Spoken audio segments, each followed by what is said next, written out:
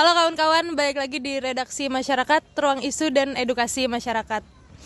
Menanggapi kasus yang lagi viral nih, yaitu Rocky Gerung yang dikenal sebagai Presiden Akal Sehat dan juga seorang pengamat politik serta 1001 panggilan lainnya, telah dilaporkan oleh berbagai elemen masyarakat dari mulai organisasi, relawan publik, dan juga sampai advokat cerdik yang sepertinya kurang kerjaan.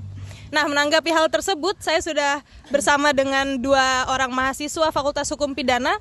Di sini saya bersama saya Pierre Leilosa. Oke, satu lagi. Saya Sandrenyaan. Oke.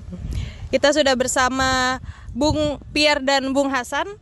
Langsung aja, gimana nih tanggapan kawan-kawan terkait Rocky Gerung, yang mana kita tahu seorang filsuf yang setiap diundang ke acara-acara tertentu dia pasti memiliki counter attack yang dimana orang-orang nggak ada yang bisa ngelawan.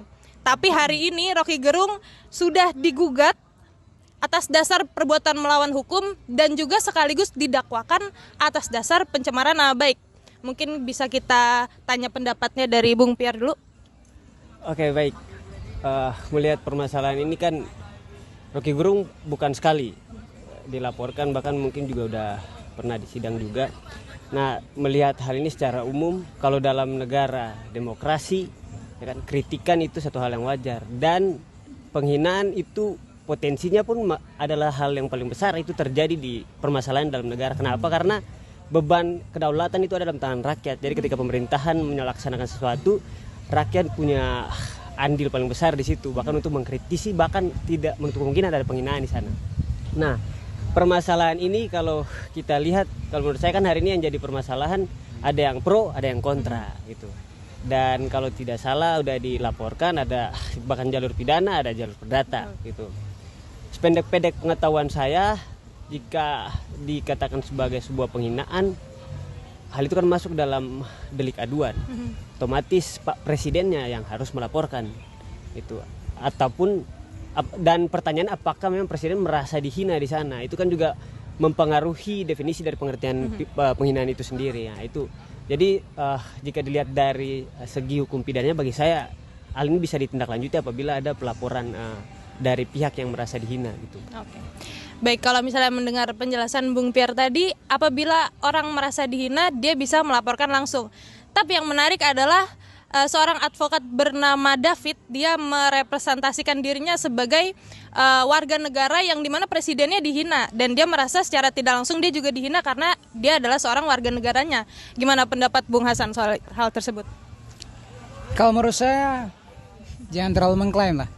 Nggak, maksudnya begini, kita juga sebagai warga negara tidak bisa kemudian kita generalkan bahwa kita mewakili seluruh elemen masyarakat. Karena bukan hanya seluruh masyarakat mengecam Rocky Gerung, ada juga pihak-pihak yang memandang bahwa Rocky Gerung ini harus didukung. Karena perilaku atau perbuatannya juga sebenarnya bukan ranah pidana atau bermaksud untuk mencemarkan nama baik seorang atau harkat martabatnya Pak Presiden.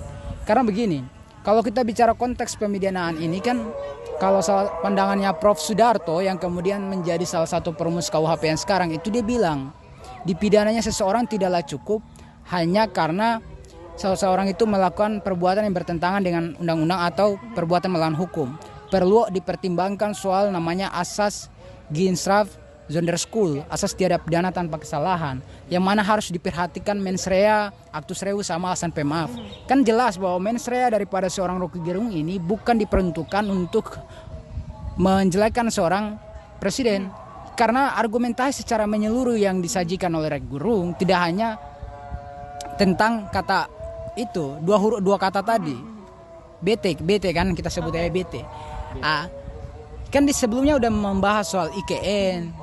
Baru kemudian timbullah konklusi tadi, pernyataan tadi. Maksud diriku begini, jangan direduksi argumentasi tersebut dan melahirkan satu paradigma yang sempit sehingga menimbulkan kegaduhan. Jadi saya pikir untuk dipidana seorang Rocky Gerung sependapat dengan Bung Pres tadi, itu sifatnya delik aduan, dan delik aduan ini harus orang yang merasa dirugikan yang melaporkan. Begitu. Oke deh, menarik. Mungkin segitu dulu tanggapan kawan-kawan dari soal kasus viral ini. Mungkin teman-teman bisa komen di bawah tanggapan kalian gimana.